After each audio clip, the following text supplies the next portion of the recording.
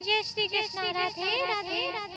त्रैगुण्य विषया वेदा निस्त्रैगुण्यो भवार्जुन निर्द्वन्द्वो नित्य सत्वस्थो निर्योगेश में आत्मवान।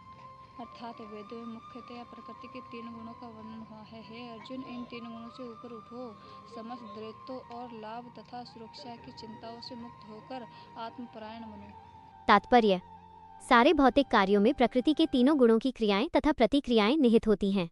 वेदों में मुख्यतया सकाम कर्मों का वर्णन है, जिससे सामान्य जन क्रमशः इंद्रिय तृप्ति के क्षेत्र से उठकर आध्यात्मिक धरातल तक पहुंच सकें।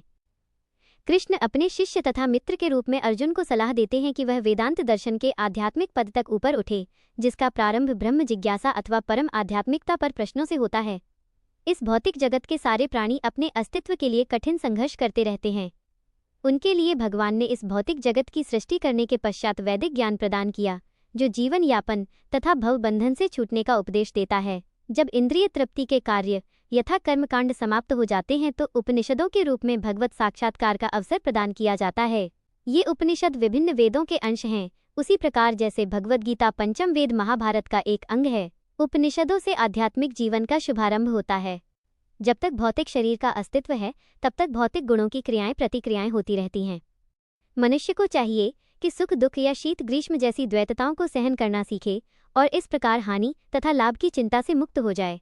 जब मनुष्य कृष्ण की इच्छा पर पूर्णतया आश्रित रहता है, तो यह दिव्य अवस्था प्राप्त होती है।